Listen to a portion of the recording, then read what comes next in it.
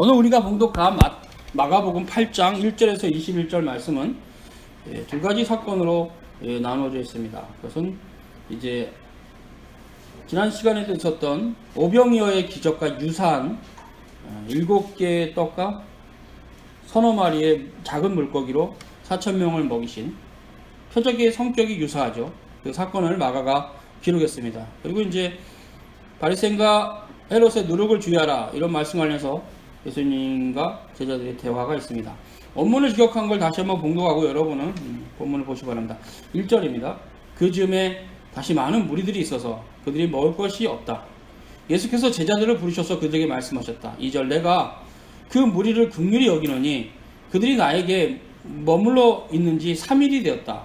그러나 그들이 먹을 것이 없구나. 3절 만약 내가 그들을 굶긴 상태로 그들의 집으로 보낸다면 그들이 길에서 기진할 것이다.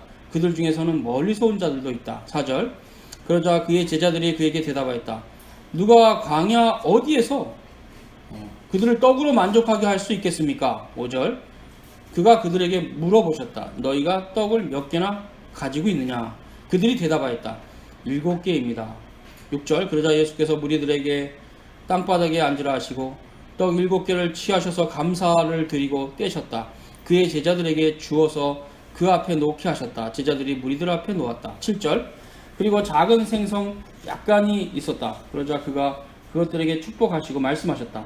이것도 그 앞에 두어라. 8절 그러자 그들이 먹고 만족하였다. 그리고 남은 것들을 거두었다. 7강주리에 거두어 드렸다. 9절 4,000명 정도 있었다. 예수께서 그들을 흩어보내셨다. 10절 즉시 그의 제자들과 함께 어선에 오르셨다. 달마누다 지방으로 가셨다. 11절 그리고 바리새인들이 나왔다. 그와 논쟁하기 시작했다. 그들이 그로부터 하늘로부터 오는 표적을 구하였다. 이는 그들이 주님을 시험하고자 합니다. 12절 그러자 예수께서 그의 심령으로 깊이 한숨을 쉬셨다. 그리고 말씀하셨다. 어찌하여 이 세대가 표적을 구하는가? 내가 진실로 너에게 말한다. 표적이 이 세대에 주어질 것인지 의심스럽다. 13절 그리고 그들을 떠나셔서 다시 배에 오르셔 건너편으로 가셨다. 14절 그리고 제자들이 떡을 취하는 것을 잊어버렸다. 그리고 오직 떡 1개 외에는 선박 안에 떡을 가지고 있지 않았다. 15절 주님께서 제자들에게 경계하며 말씀하셨다. 너희는 알고 있어라.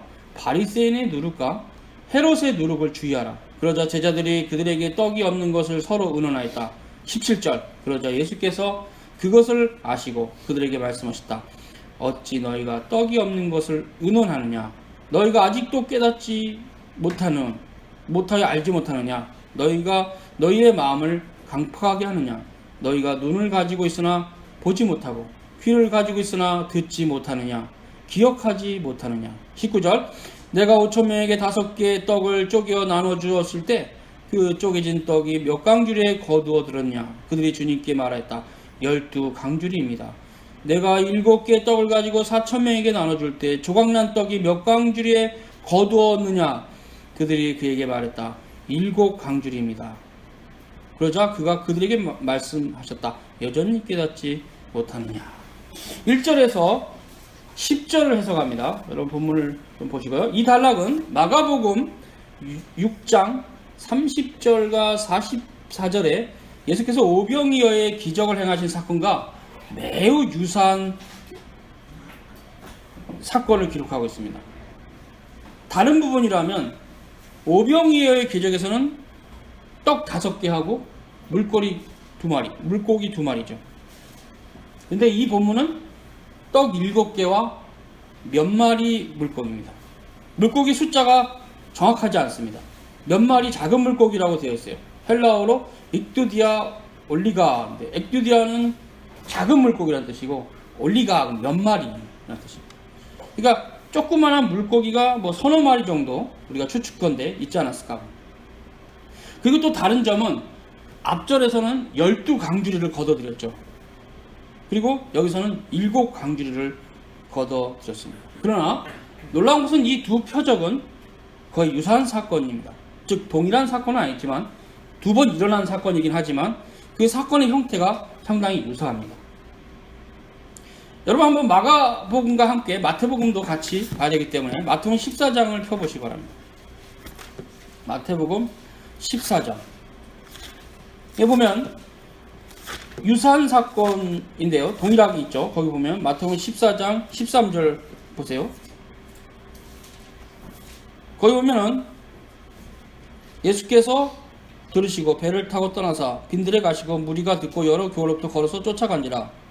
예수께서 큰 무리를 보시고 불쌍히 여기사 그 중에 있는 병인을 고쳐주시니라.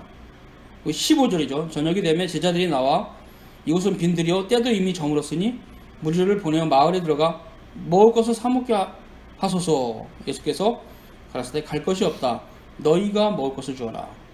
제자들이 가로되 여기 우리에게 떡 5개와 물고기 2마리 뿐입니다. 이것은 이제 마가복음에서도 앞달락에 있었던 오병이어의 기적을 말하는 거죠.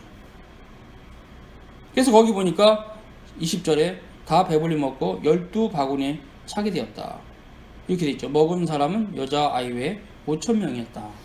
그 마가복음 15장을 보시기 바랍니다. 15장 32절. 거기도 보면 예수께서 제자들을 불러 가라사대 내가 무리를 불쌍히 여기노라. 저희가 나와 함께 했은지 이미 사흘이라 3일이죠. 먹을 것이 없도다. 길에서 기진하여 굶어하여 굶겨 보내지 못하겠노라. 지금 마가복음하고 동일한 사건을 마태가 달리 기록한 겁니다.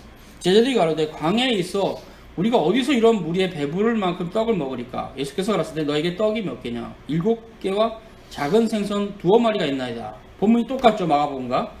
예수께서 땅에 앉으라 하시고 축사하시고 떼어줬는데 37절에 7광주리가 찼다. 똑같죠. 그래서 이 본문, 마태복음의 이 본문이 마가복음의 그 본문에 나타난 사건과 동일한 사건 2번 다 마가복음도 마태복음도 기록하고 있습니다. 오늘 마가복음의 이 본문은 예수님께서 3일을 굶은 상태로 자신의 가르침을 따라왔던 무리들을 긍휼히 여기셨어요. 마가복음 8장 2절을 여러분 보세요. 그 중에서는 멀리서 온 사람도 있었다 그랬어요.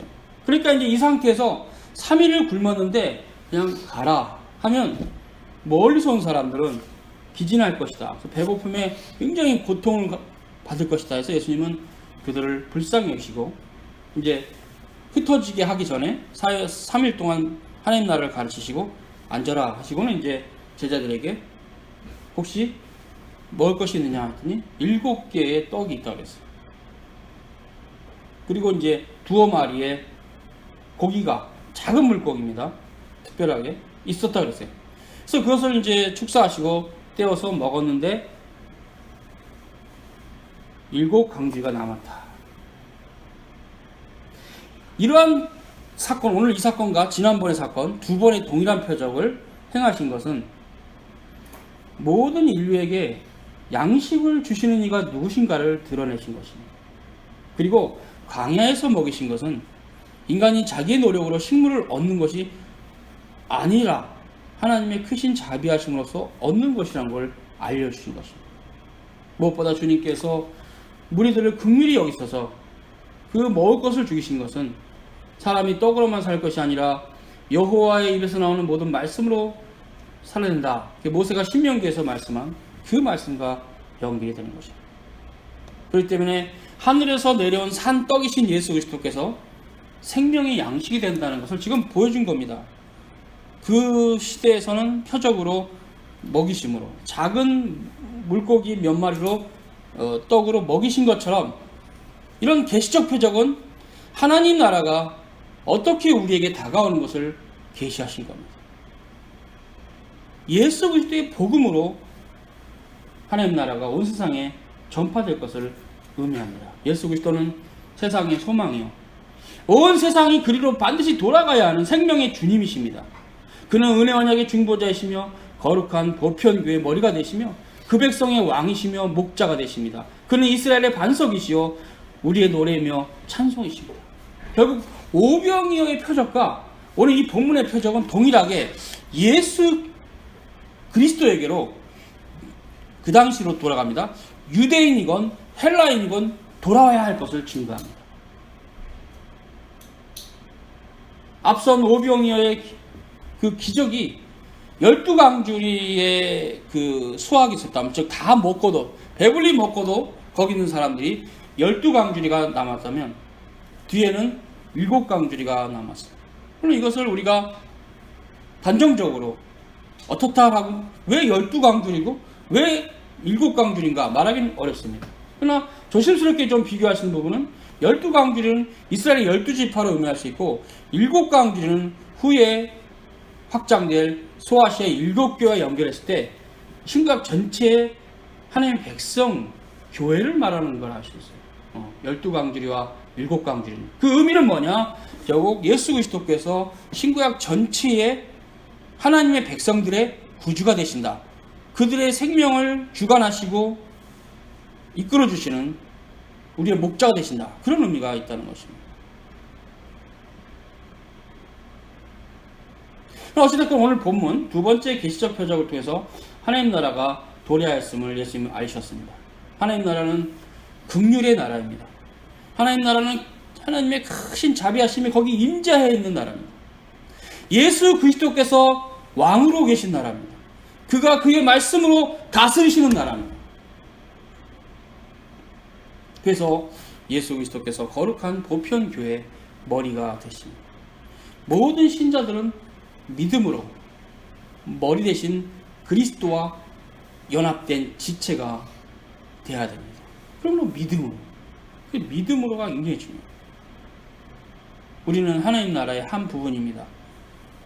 그러므로 거룩한 보편교회란 하나님의 말씀을 머리로 해서 각 지체가 서로 상합하고 연락해서 세워져 가는 나라입니다. 왕이신 주님께서 그의 선하신 능력으로 다스리는 나라입니다. 그렇기 때문에 이것은 세상이 도무지 따라올 수 없는 높은 가치가 있는 이런 말할 수 없는 영광의 나라입니다. 예수께서 두 번째 유사한 표적, 앞에서 행했던 오병이와 유사한 표적을 행하심으로 이제 더욱 분명하게 하나님 나라를 지금 이 본문에서 증거합니다. 그리고 여러분 이제 11절을 보세요. 11절에서는 13절을 보시기 바랍니다. 한 부분이 거기 중간에 나눠지네요. 거기까지 보면 바리새인들이 예수께서 하늘로부터 온 표적을 구합니다. 이것은 예수님을 시험한 겁니다. 예수님께서 바리새인들이 이런 말을 하기 전에 이미 많은 병자를 고치셨고 앉은 병이 일으키시고 이런 놀라운 역사를 죽은 자까지도 살리신 달리다곰 해서 어떤 소녀도 살려주신 그런 모든 역사가 있는 것을 다 알면서도 바리새인들은 예수님을 나쁘게 얘기하면 희롱하고자 시험한 거죠. 이렇게 비아냥거리듯이 당신이 하늘로부터 온 선지자라면 표적을 행하십시오 이렇게 한 겁니다. 그래서 본문에 예수님이 심령으로 깊이 한숨을 쉬었다 그랬어요. 여기 이제 아십니까? 너무 한심하니까. 왜 한심하다고 생각했을까요? 바리새인이 누굽니까? 사두개인이 누굽니까? 그 당시에 종교 지도자들, 이스라엘 백성들을 하나님께로 이끌어야 될 종교 지도자들. 근데 그들이 이렇게 한심한 소리를 하고 있는 거예요. 예수님이 하도 얼추구니가 없으니까 하신 겁니다. 이 본문의 그 흐름대로. 심령으로 깊이 한숨을 쉬셨다. 이렇게 되어 있어요. 예수께서는 그들의 간사함을 아셨습니다. 그들의 사악함을 아셨어요. 그들이 도를 넘는 무례한 짓을 하는 것을 아셨어요. 그들이 하나님을 시험하는 것을 아셨어요. 그들은 하나님의 말씀을 왜곡시키고 자기들의 잘못된 교리를 정당화하기 위해서 예수님을 이렇게 흔들고 저렇게 흔들고 올바른 가르침을 계속적으로 거절하고 대적했어요. 그래서 예수님께서 그들의 마음의 완악함을 아시고 마가복음 8장 12절을 말씀하십니다. 어찌하여 이 세대가 표적을 구하는가? 내가 진실로 너에게 말한다. 이 표적, 어떤 표적이 이 세대에 주어질 것이 의심스럽다. 개역 성경은 이 세대에게 표적을 주시지 아니하리라 이렇게 이제 의역을 했지만 표적이 주어질 것 같지 않다 이렇게 부정적인 답변하셨죠. 근데 우리는요 이 본문과 연결된 마태복음 16장 1사절을 가야 됩니다. 여러분 한번 펴보세요. 마태복음 16장 1사절은 오늘 마가복음 8장 이 본문과 동일한 사건을 기록하고 있어요. 근데 조금 마태복음이 자세합니다. 보세요. 바리새인과 사두개인들이 와서 예수를 시험하여 하늘로서 오는 표적을 보이기를 청하니 예수께서 대답하여 가라사대 너희가 저녁에 하늘이 붉으면 날이 좋겠다 하고 아침에 하늘이 붉고 흐리면 오늘 날이 굳겠다 하나니 너희가 천기는 분별할 줄 알면서 시대의 표적은 분별할 줄 수 없느냐. 악하고 음란한 세대가 표적을 구하나 요나의 표적밖에 보여줄 표적이 없느니라 하시고 저희를 떠나 가시다. 이게 조금 부연 설명돼. 마태복음이 마가복음에 대해서 설명입니다. 그러니까 동일한 사건이에요. 마가복음에 언급되지 않는 부분은 마태복음 16장 4절 악하고 음란한 세대가 표적을 구하나 요나의 표적밖에는 보여줄 표적이 없다 말씀하십니다. 예수님께서는 당대 유대의 나라를 악하고 음란한 세대라고 말씀하셨습니다. 물론 이것은 유대 땅에 국한된 말씀은 아니에요. 왜? 유대 땅 자체가 그 당시 로마 제국의 식민지였으니까 그 당시 로마 제국 전체가 하신 말씀입니다. 실제로 또 예수님 돌아가시고 나서는 오순절에 성령이 임하고 나서 새언약의 교회가 로마 제국 전체에 퍼지기 때문에 지금 이 말씀은 단지 유대 땅에 있는 유대인에게만 하신 것이 아니라 그 당시에는 그게 전 세계를 할 수 있는 로마 제국에게 하십니다. 실제로 역사가들의 책을 보면 주 1세기 로마 제국은 그야말로 악하고 음란한 세대였습니다. 동성연애가 창궐했고 정복 민족이었던 로마 제국이 피지배 민족들을 학대하고 강력한 세금을 걷어들이고 굉장히 민중들이 사납고 폭동이 자주 일어나고 그랬었어요. 그랬었어요. 정말 살기 힘든 때였어요. 정말 이스라엘 역사 가운데 다윗 시대와 비교한다면 상상을 초월하죠. 그 태평성대인 다윗 시대에 비교한다면 그 주변 국가의 최고의 패권을 잡고 있었던 그 이스라엘 통일왕국 다윗 시대에 비교한다면 이 시대는 정말 너무 초라한 유대 왕국이에요. 왕도 유대 나라의 왕도 유대인이 다스리는 게 아니고 이두메인이라고 하는 헤롯 왕가가 다스렸어요. 불법입니다. 이스라엘 역사에 있어서 모세 율법으로 갖다 대면 유대인이 유대를 다스려야 합법적입니다. 그죠? 이두메인이라고 하는 전혀 유대인도 아닌 자들이 유대를 다스린 거 율법에 보면 불법입니다. 율법이 즉 모세 율법이 이스라엘의 헌법과 같은데 불법입니다. 헌법 위반입니다. 그런 상태였어요. 그러니까 예수님이 유대인의 후손으로 태어난다 하니까 헤롯이 발발 떨면서 베들레헴에 군대를 보내서 애들을 다 학살한 겁니다. 자기들이 정통성이 없으니까.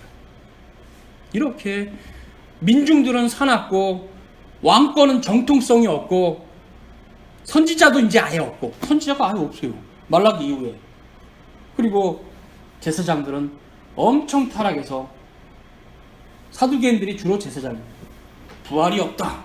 그 말은 하나님이 없다. 그 말이에요. 실은. 어떻게 하나님 나라에 대해서 가르치는 교회 교사라고 할 수 있는 지금으로 치면 목사라고 할 수 있는 사람이 하나님이 없습니다. 성경은 하나님 말씀 아닙니다. 이런 걸 가르치는 거랑 똑같은 거. 그게 지금 우리 시대도 있죠. 신학자라고 하는 자들이 성경은 모세가 쓴 게 아니고 마태복음은 규문서를 뺏긴 거고 이런 정말 욕 나와요. 정말 개허적 같은 소리들을 하고 있어요. 지금 신학이라고 하는 분, 현대신학은.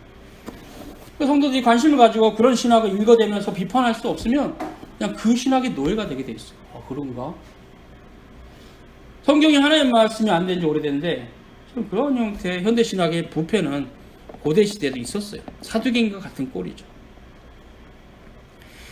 예수님께서 이 말씀하십니다. 악하고 음란한 세대가 표적을 구하나 선지자 요나의 표적밖에는 너에게 보일 것이 없다. 하나님의 말씀을 버리고 자기 마음대로 살아가는 세대에 대한 주님의 말씀. 모든 각각의 세대는 정도의 차이만 있을 뿐 이 주님께서 말씀하신 그대로예요. 지금 우리 시대도 마찬가지예요. 정말 악하고 음란한 시대입니다. 그때 예수님께서는 말씀하십니다. 선지자 요나의 표적 외에는 보여줄 표적이 없다. 주 1세기 당대 유대인들은 표적을 무척 갈구했습니다.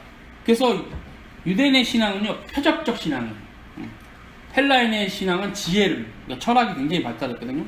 지혜를 추구하는 신앙이라면 유대인의 신앙은 표적적 신앙이에요. 그래서 바울이 유대인은 표적을 구하고 헬라인은 지혜를 구하나 우리는 십자가에 달려 돌아가신 구주 예수님의 도를 증거한다. 그 말을 한 겁니다.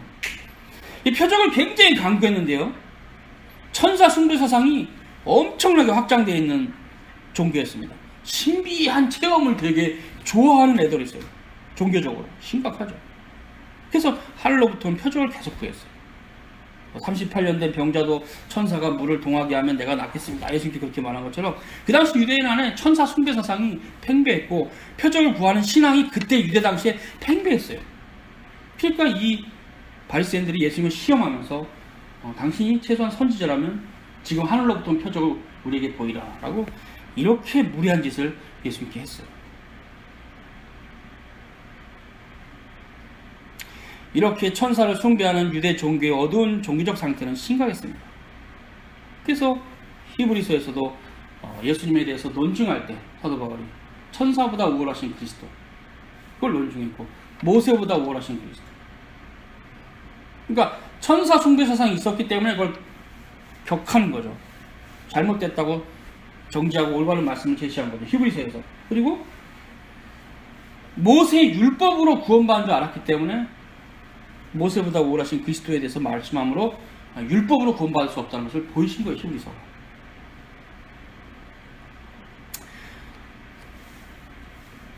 세상에는 두 원리가 있습니다. 악의 원리와 음란의 원리입니다. 하나님의 말씀을 대적하는 이러한 악의 원리와 음란의 원리는 인간들의 영혼을 병들게 하고 서로 잡아 죽이고 사납게 만들고 싸우게 합니다. 결국 인류의 자멸을 초래합니다. 모든 인류는 이 두 가지 원리로 인해서 더욱 더러워질 것입니다. 앞으로도. 그들은 신비한 표적을 구하는 신앙생활을 추구하나 그들의 멸망을 피할 수 없습니다. 그런 신비한 표적을 구한다고 해서 악하고 음란한 세대로부터 구원받지 못해요. 지금 시대는 매우 발달한 기술 문명이 신비한 표적을 대체하고 있습니다. 옛 시대에는 상상할 수 없는 신기한 기술들이 생겨나서 신기한 물건들이 너무나 많습니다. 옛날 사람들이 본다면 경악을 금치 못할 일들이 지금 일어나고 있어요. 거대한 쇳덩어리가 하늘을 막 날아다녀요. 거대한 쇳덩어리가. 뭡니까? 비행기. 거대한 쇳덩어리가 막 마하 3속도로 그냥 쉬. 옛날 주 1세기 사람들이 갑자기 와서 본다면 상상이 안 되는 정말 신비한 놀라운 역사입니다. 어떻게 쇳덩어리가 하늘을 저렇게 날아다니지? 사람을 실어나르고. 그리고 뭐 10년 전에 찍은 사진이라도 지금 다시 봐도 그때 그 모습 그대로 움직여요. 사람이. 어떤 이런 일이 10년 전에 우리 어머니 아버지 모습이네. 상상을 초월하는 신비한 역사가 지금 일어나고 있습니다. 아니 여러분이 옛날 조선시대 사람하고 한번 비교해. 200~300년 사람이 와있다 생각해보세요. 상상이 되나? 아마 병원에 몸져 누워야 될걸요. 이 문명이 이해가 안 돼가지고 칼로 싸웠던 문명에서 뭐 총을 쏘기를 하질 않나, 뭐 무기도 엄청나잖아. 뭐 탱크가 이따만한 게 있질 않나. 우리는 그게 자연스럽게 받아들이면서 이제 발달이 되었기 때문에 우리에게는 너무 익숙한, 또 이렇게 전기를 꽂으면 이렇게 전기가 나오고 밤에도 12시까지 잠을 안 잘 수도 있고 그런 문화에서 상상이 안 되죠. 옛날 분들은 호롱불도 너무 귀해서 푹 빨리 끄고 자는. 옛사람들의 관점에서 보면요, 정말 놀라운 표적이 많은 시대입니다. 이 경이로운 시대, 옛사람들에게는 상상도 할 수 없는 표적이 많은 이런 시대도 악하고 음란한 세대라는 주님의 말씀은 벗어나지 못해요. 그 수많은 과학문명, 경악을 금할 수 없는 놀라운 과학문명도 악하고 음란한 세대를 개선하지 못했습니다. 성결한 문화로 바꾸지 못했습니다. 오히려 인류는 더욱 비참해지고 있습니다. 오히려 더 우리 구주 예수 그리스도가 더욱 간절한 시대입니다. 말씀이 어떤 시대보다 더 소중한 시대입니다. 다만 대부분 사람들이 물질에 취해서 그것을 인지하지 못하고 살아가고 있는 것뿐입니다. 왜? 너무나 놀라운 표적이 옛시대 사람들에게는 상상할 수 없는 것이 자연스럽게 우리 일상, 옛시대에서는 신비한 이적과 같은 일들이, 그렇잖아요. 거대한 쇳덩어리 위에 사람이 타고 날아다닌단 말이에요. 그 먼 거리, 정말 평생을 걸어서는 갈 수 없는 거리를 24시간 만에 갔다 온단 말이에요. 그러니까 이게 놀라운 표적 아닙니까? 주님께서 그래서 말씀합니다. 악하고 음란한 세대는 표적을 구한다. 그래, 과학혁명을 통해서 기술이 발달해서 그런 표적이 나타난다 해도 의미가 없다는 얘기를 하는 거예요. 그렇다면 예수님께서 오늘 말씀하신 요나의 표적은 무엇입니까? 그것은 부활의 신앙입니다. 선지자 요나는 하나님의 뜻을 저버리고 다시스로 도망가다가 거대한 물고기 뱃속에서 3일을 보내고 되살아났습니다. 그래서 하나님의 뜻에 순종해서 니느웨로 갔습니다. 거기서 복음을 전하고 이제 거기서 마치죠, 이야기는. 그러나 주님께서 그 이야기를 들어 말씀하신 것은 자신의 죽으심과 부활을 말합니다. 악하고 음란한 세대가 표적을 구하나 나는 선지자 요나의 표적밖에는 너에게 보일 것이 없다. 이것이 세워나기 위해 선교적 명령과도 연결되지만, 왜냐하면 이방 땅 니느웨였기 때문에. 그러나 요나서가 보여주는 요나의 행적의 가장 중요한 포커스는 부활의 신앙입니다. 예수께서 악하고 음란한 세대가 표적을 구하지만 선지자 요나의 표적 외에 볼 것 없다고 하신 것은 그가 친히 십자가에 죽으시고 부활하실 것을 예고하신 겁니다. 다른 모든 표적으로는 사람을 구원할 수가 없기 때문에. 여러분의 그 부패하고 썩어빠진 인간성을 단 한 가지나 바꿀 수 있으십니까? 비행기를 100번을 타면 예수님처럼 인성이 거룩하게 될 수 있을까요? 핸드폰을 1000번을 두드리면 예수님처럼 거룩해질 수 있을까요? 어떤 표적으로도 안 됩니다. 주님은 십자가에 죽으시고 부활을 하셔야 됐어요. 그것만이 우리를 구원할 수 있는 유일한 표적이었어요. 그래서 선지자 요나의 표적밖에는 우리에게 보여줄 것이 없다고 하시는 거예요. 그 당시 유대인들에게. 이것은 어떠한 표적입니까? 그 백성의 질고를 지시고 십자가에 죽으시는 표적입니다. 그 시대에서는 영광을 받으시는 표적이 아니라 더더욱 낮아져서 가장 비천한 상태에 그 거룩하신 분이 옷을 다 벗기심을 당하시고 가장 최소한의 옷을 입으시고 십자가에서 엘리 엘리 라마 사박다니, 나의 하나님 나의 하나님 어찌 나를 버리셨나이까.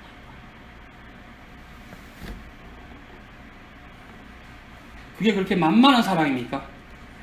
하나님이신 그분이 인자가 되셔서 자기를 버린 사람이 예수 믿고 부자가 되는 신앙입니까?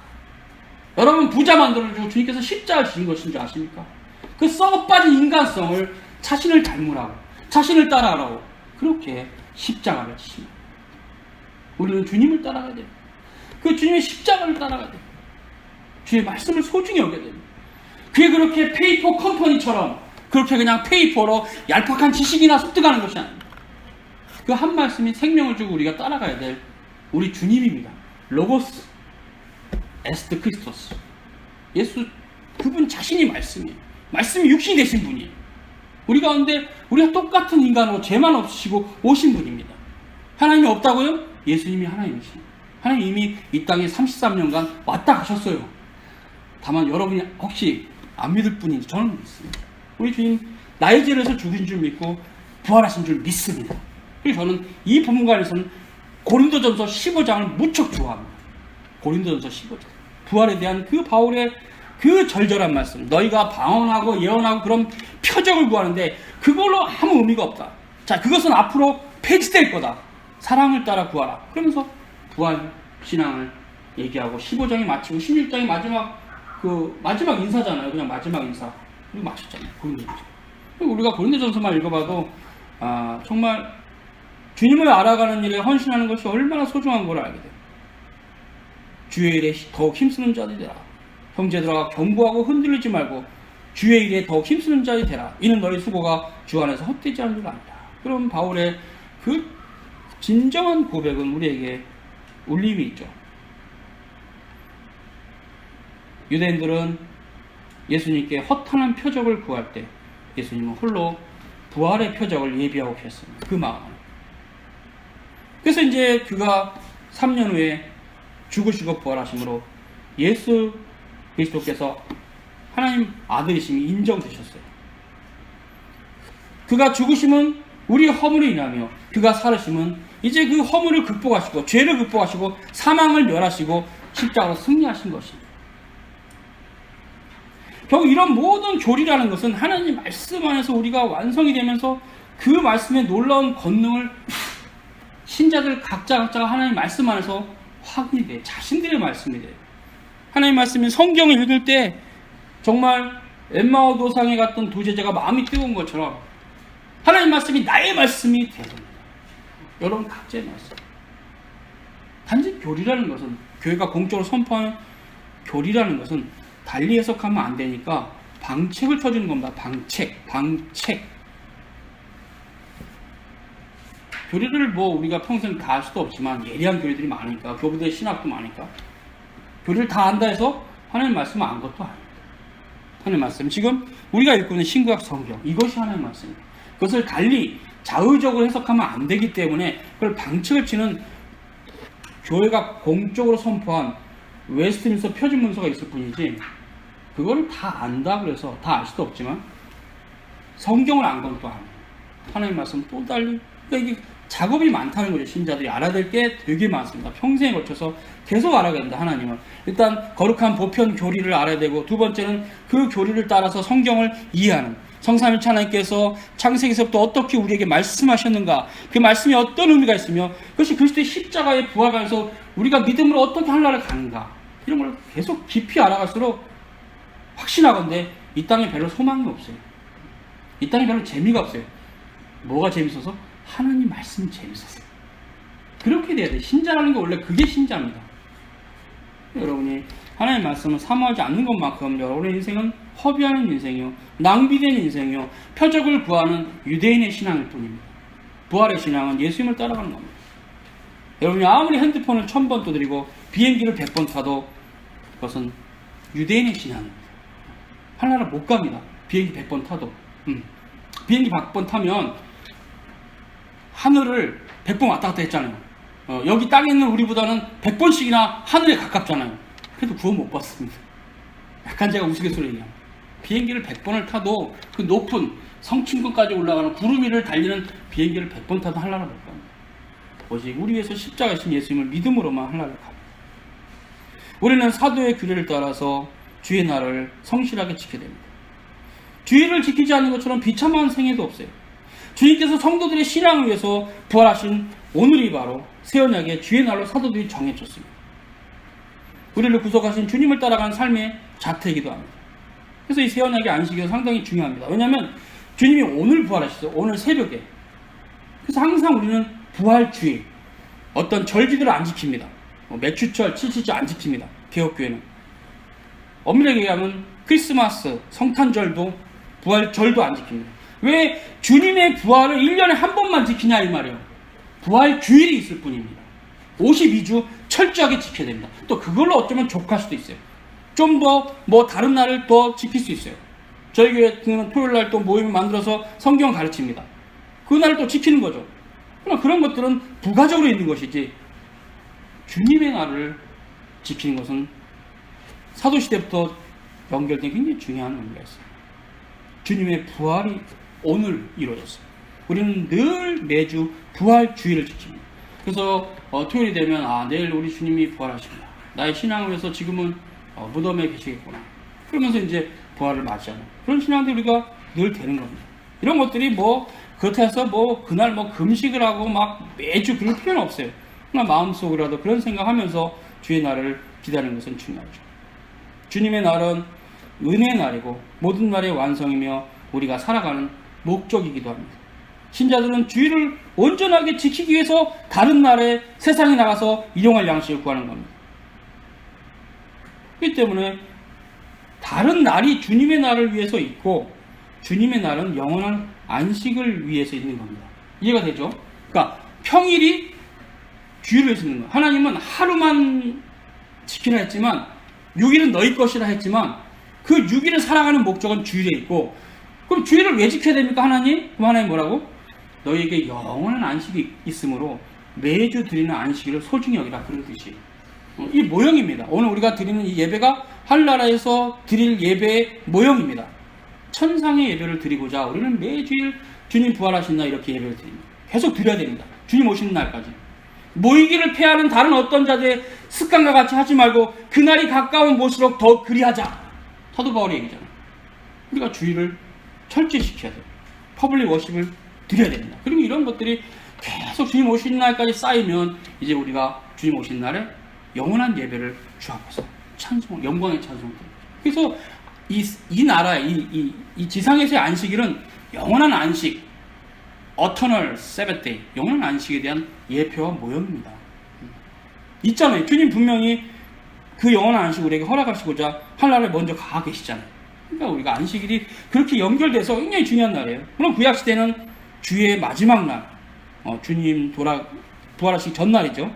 그리고 이제 새 언약에서는 하루가 앞당겨져서 이렇게 앞쪽으로 와서 오늘. 그래서 실은 구약의 안식일은 어제였죠. 유대인의 안식일은. 새 언약의 사도들이 세운 교회의 안식일은 오늘이죠. 이 두 날이 하나 변개된 것 외에는 그게 창조와 재창조의 문제가 관련해서 하나님께서 섭리 가운데 한 날을 바꾸신 것 외에는 본질적으로 안식일을 기억하여 거룩히 지키라는 이 신앙은 중요합니다. 그래서 새 언약의 안식일은 구약의 안식일을 완성하는 복음적인 날입니다. 완성될 하나님 나라를 사모하며 안식하는 날입니다. 이 날은 하나님의 말씀으로 더 풍성하게 넘치는 날이며 우리의 신앙을 더 고양시키는 거룩한 날입니다. 주의 날을 소중히 여기는 성도가 되어야 됩니다. 14절에서 21절이 마지막 단락인데요. 봅니다. 예수께서 제자들에게 말씀하셨습니다. 바리새인의 누룩과 헤롯의 누룩을 주의하라. 제자들이 떡이 없구나. 예수님께서 누룩을 말씀하시는 거 보니까 떡을 말씀하시는구나. 그렇게 생각했어요. 예수님께서 마가복음 8장 17절에 어찌 너희가 떡이 없는 것을 의논하느냐? 너희가 아직도 깨닫지 못하느냐? 너희 마음이 그렇게 어둡냐? 그렇습니다. 제자들은 두 번의 그 놀라운 오병이어와 7개의 떡과 물고기 몇 마리에 수천 명 먹으신 표적을 보고도 뭔지 몰랐어요. 잘. 그래서 예수님께서 바리새인의 누룩을, 헤롯의 누룩을 조심하라. 이게 떡인가? 떡과 연관된가? 이렇게 생각합니다. 그러면 여기서 예수님이 말씀하시고자 했던 바리새인과 헤롯의 누룩이 무엇인가를 살피고 넘어갑니다. 바리새인과 헤롯의 누룩은요, 외식입니다. 외식은 그냥 이렇게 제가 쓰는 표현은 코스프레입니다. 신앙은 코스프레가 아닙니다. 신앙은 남에게 보여주려고 하는 거 아닙니다. 신앙은 정직해야 됩니다. 괜히 자기가 신앙이 높은 척 할 필요도 없고 그냥 있는 그대로 정직하고 그냥 진실하게 살아가는 겁니다. 부족하면 부족한 대로. 왜 그렇게 성직자들부터 코스프레를 하는지. 세인트 코스프레. 자기가 예수님처럼 굉장히 거룩한 척에 거룩하니 거룩해. 하나님 말씀도 없으면서. 외식입니다. 그 당시 바리새인과 헤롯의 누룩이 그런 형태였어요. 그래서 이것을 다시 우리식으로 해석하면 거짓교리입니다. 유대 백성들 가운데 널리 퍼져 있었던 거짓된 신앙 형태는 그 당시 외식적인 의식을 행함으로 구원을 받는다는 거였어요. 한 주에 한 번 금식기도 하고 또 그리고 그런 거 있잖아요. 성경에 복음서에 많잖아요. 그런 율법주의적 신앙생활을 자랑하면서 유대 백성들을 무릎 꿇는 거죠. 바리새인들, 나를 봐라. 너희가 나처럼 살 수 있어?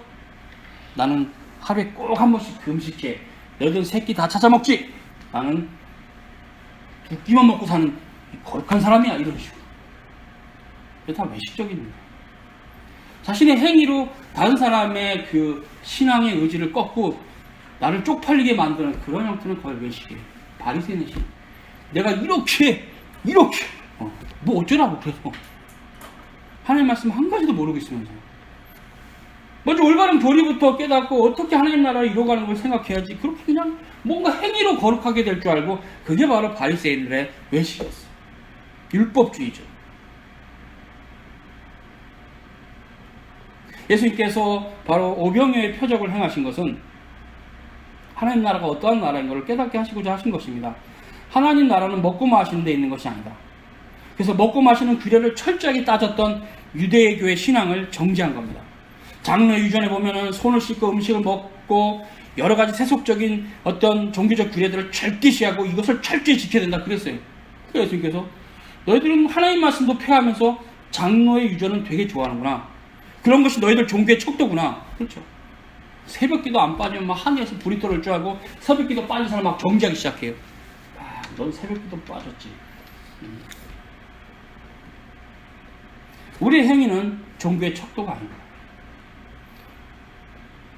하나님 나라는 의와 평강과 거룩함이 달려있다. 하나님 나라는 이 세상의 가시적인 어떠한 세속의 규례로서 성취되는 것이 아닙니다. 오직 구주 예수 그리스도를 믿음으로 완성되어 가는 것입니다. 그러한 거룩한 신앙은 구주의 가르침을 깨닫고 순종함으로 완성이 됩니다. 본문을 통해서 신자들이 깨달아야 하는 것은 이것입니다. 예수께서 오병이어로 5,000명을 먹이시고 12광지를 남기신 표적과 떡 7개와 작은 물고기 몇 마리 4,000명을 먹이신 표적은 인생들이 이 세상에 살아가면서 먹고 마시는 목적이 무엇인가를 가르친 겁니다. 그것이 바로 신명기 8장 3절이죠. 사람이 떡으로만 살 것이 아니요 여호와의 입에서 나오는 모든 말씀으로 살아라. 모세가 이야기했고 예수님이 마태복음 4장에서 마귀와의 싸움에서 쳤죠. 마귀를. 이 말씀으로. 인생의 최고의 선은 무엇입니까? 하나님의 말씀을 먹고 살아가는 겁니다. 나머지는 일용할 양식만 있으면 돼요. 도대체 얼마나 부를 취득해야 만족하겠습니까? 만족 못합니다. 만족 못합니다. 한 달에 11억을 써도 만족 못합니다. 유기된 자들은. 회개하지 않으면 유기된 자들. 정말로 하나님의 말씀을 따라 살아가면 일용할 양식 있고 하나님의 말씀을 그것만 있으면 돼요. 하나님의 말씀만을 추구하는 것이 하나님 나라입니다. 이 땅에서 하나님 나라가 뭐 하늘나라에 있는 것처럼 풍성하진 않지만 꽤 풍성하게 우리 가운데 예비하십니다. 하나님께서. 왜 하나님 나라가 우리 가운데 이렇게 빈약하냐고요? 교회가 하나님의 말씀이 지금 없기 때문에. 신자들이 하나님의 말씀을 사모하지를 않아요. 교회 행사만 사모해요. 그래갖고 맨날 이래고 맨날 이래고만 있어요. 맨날 하나님 말씀 덮어놓고 올바른 교리도 살피지 않고 건전한 신앙의 선배들의 신앙 서적도 읽지도 않고 계시가 책으로 되어 있습니다. 신자가 책을 멀리한다는 거는요. 뭐 그래도 하나님의 은혜가 있으면 하늘나라 가겠지만 하늘나라 갈 마음이 없는 사람이에요. 신자가 책을 멀리한다는 거예요. 계시가 북으로 되어 있어요. 북. 뮤지컬도 더 북이더라고요. 제목이 더 북. 책으로 됐어요. 계시가. 하나님 말씀을 읽어야지. 뭐 교회의 뭐 가르침? 지금 뭐 어떤 가르침? 별 의미 없죠. 하나님 말씀이 어긋나는. 이런 종교개혁의 원리들을 지금 다 잃어버렸어요. 지금 교회가. 사람을 따라가는 종교가 됐어요. 하나님 말씀을 여러분이 뭐 몰라서도 그렇겠지만 얼마나 사모를 하지 않았는지가 크게 가요. 내가 하나님 말씀을 사모하지 않으면 마귀가 내 영혼을 어디로 데리고 갈지도 난 모른다. 그런 절박함을 가지고 말씀을 알아가면서 말씀의 올바른 도리를 따라서 쳐내야죠. 거짓 교리를. 그것이 누가 말할지라도 뭐 굉장히 대형 교회 목사가 말할지라도 하나님 말씀으로 쳐내야죠. 저 올바른 교리가 아니야. 그렇게 하나님 말씀을 여러분 사모하셔야 됩니다. 그래서 이제 우리가 교리 강론 2가지하고 마치겠는데요. 부활신앙과 바리새인들의 누룩과 헤롯의 누룩. 첫 번째 부활신앙은요. 정리하고 마칩니다. 선지자 요나의 표적은 부활신앙입니다. 구주 예수 그리스도께서 그 백성의 죄를 위해서 십자가에 매달려 죽으시고 3일 만에 살아나신 사건에 대한 주님께서 예표적인 말을 하신 것입니다. 예수 그리스도의 죽으심과 부활은 구속 계시의 절정입니다. 예수께서 우리 죄를 위해서 아버지의 진노를 만족시켜드린 희생제사를 드리셨습니다. 그러나 3일 만에 다시 살아나심으로 모든 죄와 사망을 극복하시 십자가로 승리하셨습니다. 이러한 예수 그리스도의 부활의 신앙은 그가 가장 최고의 표적으로 드러내시고자 하신 것입니다. 그래서 예수께서 선지자 요나의 표적 외에는 볼 것이 없다고 말씀하신 것입니다. 물론 여러 표적들을 이미 행하셨으나 그러한 계시적 표적은 예수 그리스도의 죽으심과 부활 안에서 궁극적으로 완성되는 것입니다. 그러므로 예수 그리스도의 공생의 표적들은 모두 그의 구속의 사역의 일련의 과정으로서 예수께서 십자가에 죽으시고 3일 만에 다시 살아나심에 궁극적으로 완성이 된 것입니다. 사도 바울이 고린도전서 15장의 부활의 신앙을 증거했습니다. 사도 바울은 예수 그리스도께서 부활하신 이후에 그를 배웠던 여러 성도들에 대해서 증거했습니다. 고린도전서 15장 5절 8절 베드로가 봤고요. 12사도가 봤고 500명 형제가 일시에 봤고 야고보에게 나타나셨고 맨 나중에 만삭되어 난 자 같지 않은 사도 바울 자신에게도 나타났다. 그렇게 증거했어요. 사도 바울은 죽은 자의 부활이 있다고 증거합니다. 고린도전서 15장 12절에서 19절 참고하시고 예수 그리스도께서 죽은 자 가운데 살아 잠자는 자들의 첫 열매가 되셨다. 증거합니다. 고린도전서 15장 20절. 그리고 이어서 사도 바울은 신자들에게 하나님 나라의 유업을 이을 자가 그리스도 안에서 부활을 소망하라고 증거합니다. 예수 그리스도 안에서 성령으로 부활하는 신자들의 이 부활은 사망을 이기는 주님의 부활과 연결됩니다. 그 연결고리는 믿음입니다.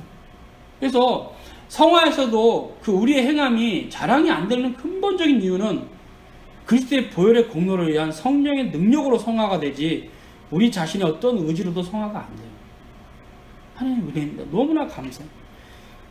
저는 제 개인적으로 매주일 주일 예배가 이런 형태로 드려지는 게 너무나 감사해요. 저는 그냥 막 하고 막 따라하고 와 주여 막 이런 예배 안 이래서 우리 교회가 저는 너무 감사해요. 정말로 그런 교회들이 많잖아요. 하면 맨날 기타 치고 불러 그러고 막 주여 삼창하자고 이런 쓰레 같은 교회들이 너무 많은데 이렇게 예배를 드려주는 개혁교회 형태로 예배를 드려주는 이 예배가 저는 너무 깊어요. 어찌됐든 간에 여러분 모르겠지만 저는 정말 좋다. 이렇게 예배 드리는 게 얼마나 좋냐. 찬송을 시편송을 부르고 건전한 찬송을 부르고 기도를 하면서 하나님의 말씀을 사모하면서 이렇게 좀 고요하게 예배를 잔잔하게 드리는 그냥 시끄러워가지고 제가 젊었을 때 예배 드렸죠. 그런 교회들이 시끌벅적이 그냥 예배 자체가 완전히 그냥 축제예요. 그냥 부장부장하고 막 나와서 뭐 특성도 하고 막 쳐 웃기도 하고 막 목사님 광고 시간은 10분이에요. 광고하신다고 설교 시간만큼 길어. 광고 때. 그럼 그때 막 다 껄껄거리고 웃고 막 교회에 좋은 일 있습니다. 누가 얘기 났습니다. 예배 시간 다 해. 말씀 한 10분 하고 나머지는 다 그냥 쇼야. 저는 좋습니다. 이렇게 말씀을 듣고 말씀을 전하고 이렇게 말씀해서 우리가 알아가는 이 시간. 고요하지만 예배의 어떤 순서는 심플하지만 이렇게 고요하게 말씀드리는 이 개혁교 예배가 저는 너무 좋습니다. 저는 너무 좋아요. 참 우리가 하나님 앞에 나아간다는 것은 이런 부활의 신앙인데 말씀을 추구하는 신앙인데 지금 교회는 너무 말씀보다는 인간적인 행사로 자꾸 가는 것 같아요. 아쉽습니다. 그래서 결국 이런 부분들이 있고요. 고린도서 이제 그 15장에 보면요. 바울이 그러죠. 신자들의 부활은 사망을 이기는 건데 예수 그리스도를 믿음으로 사망에서 생명으로 옮긴 바 된 건데 생명의 권능이 구주 예수 그리스도의 부활을 믿는 신앙으로부터 신자들에게 부어졌다. 고린도서 15장 53절 50절. 그리고 맨 마지막에 하나님 나라의 비밀이 되는 이러한 놀라운 교리를 더욱 알아가기 위해서 신자들은 경고하고 흔들리지 말고 힘쓰라 권면합니다. 사도 바울은 다른 본문에서 신자들이 자신들의 생애 주를 알아가는 것은 육체를 단련하는 것보다 유익하다 말합니다. 그래서 뭐라고 얘기했어요? 성경에 보면 육체를 단련시키는 이런 뭐 헬스클럽 가면 육체 이것은 금생에서 유익하지만 경건의 훈련은 내세까지도 유익하다. 있죠 본문에. 그래서 우리가 하나님 말씀을 읽고 기도하는 이 경건의 훈련은 내세까지도 유익하다고 바울이 얘기했어요. 두 번째 교리입니다. 바리새인의 누룩과 헤롯의 누룩에 대한 경계. 마태복음에서는 바리새인과 사두개인의 누룩으로 이렇게 기록했어요. 동일합니다. 의미는. 바리새인들의 누룩과 헤롯의 누룩은 세속주의에 대한 경고입니다. 그 당대 유대 나라는 매우 심각한 종교적 세속주의에 노출되어 있었습니다. 당대 로마 제국의 식민지 상태였던 유대는 헬라 제국 시대부터 계속적으로 세속화되어서 로마 제국 시대가 됐을 때는 완전히 교회의 종교 지도자들부터 철저하게 세속화됐어요. 헬라화됐어요. 그래서 율법의 외적 문구만을 지키면 구원받는 걸 착각했어요. 외형적인 경건주의입니다. 이거 세속주의입니다. 유대인들의 신앙을 노예적 신앙으로 이끌었어요. 유대 종교 지도자들은 유대 종교가 타락하는 형태로 이끌었는데 아주 복잡한 규례를 만들었어요. 이게 장로유전. 그래서 이것으로 이스라엘 백성들을 꽉 쟀어요. 우리 시대는 그런 게 없을까요? 기본적으로 교회를 보면 새벽기도 나와라, 철야 나와라, 수예배 나와라, 뭐 이렇게 하면서 뭐 나오는 건 나온 건데 또 그 외에 뭐 하면서 또 그 모임 자체가 뭔가 알맹이 있기보다는 와서 그냥 왁자지껄 떠들고 가는. 근데 거기를 안 나오면 왠지 그 멤버십에서 소외되는 것 같은 이런 외적 규례로 하늘나라를 만들려는 그런 제가 보기엔 미치광이 같은 짓이 주 1세기의 유대 땅에 있었어요. 하나님 말씀으로부터 점점 멀어졌습니다. 이스라엘은 하나님 나라로서의 자태를 잃어버리고 이방 종교의 수준으로 주님 당대에 전락했습니다. 온갖 미신과 거짓된 종교적 신념들이 차고 넘치면서 이스라엘 사람들의 건전한 신앙을 무너뜨렸습니다. 이렇게 유대 종교 지도자들이 나서서 더욱 유대 종교를 어둠으로 몰고 갔습니다. 예수께서 제자들에게 하신 말씀이 그겁니다. 바리새인과 헤롯의 가르침을 경계하라. 그들은 자신들의 종교적 기득권을 유지하기 위해서 더욱 유대 종교인들을 벼랑 끝으로 몰고 갔습니다. 사도시대부터 매우 오랜 세월이 지난 지금의 기독교조차도 이러한 세속주의의 강력한 도전에 놓여 있습니다. 18세기 유럽의 계몽주의 사상과 함께 도래한 유럽의 현대신학은 유신론적 신학을 파기시키고 무신론적 신학을 구축했어요. 유럽의 개신교의 세속화의 천병 역할을 했어요. 18세기 이후에 유럽의 기독교는 어디에서나 비참하게 세속화의 길을 걸었습니다. 하나님의 말씀을 찾는 자들이 점점 줄어들었고 단지 신학이란 그 시대의 인간론을 표출하는 방식이 되어버렸어요. 지금의 현대신학입니다. 거룩한 보편교회는 세속화의 도도한 물결을 이겨내지 못했고 결국 지금 교회가 보편적으로 받아들이는 신학은 정통신학, 개혁신학이 아니라 그냥 현대신학입니다. 하나님 말씀 아니다 이런 식으로. 그러나 역사적으로 거룩한 보편교회는 유신론적 기독교 교리를 받았고 그것을 사도들의 가르침으로 지금도 하고 있어요. 그러니까 여러분들이 지금 많이 생각하셔야 됩니다. 뭐 신학을 안 하신 분들에서 문서설이나 휴문서 같은 책을 읽어본 적도 없기 때문에 예수님 미친 사람이다 이런 책들, 이런 신학책들, 유명한 신학자들의 글을 읽어본 적이 없기 때문에 여러분은 아무것도 모르지만 읽어보면 어떻게 이런 자들이 세계적인 대학자고 신학학자고 구약학자고 이런가 입이 안 다물어져요. 성경 말씀을 난도질을 치는 자들이 가장 목사로서 부유하게 삽니다. 독일의 하이델베르그의 구약학 교수, 게팅겐의 신약학 교수. 제가 보기엔 개쓰레기들입니다. 그러나 사회적으로는 존경받는 대학자입니다. 그레이트 스칼라, 대학자예요.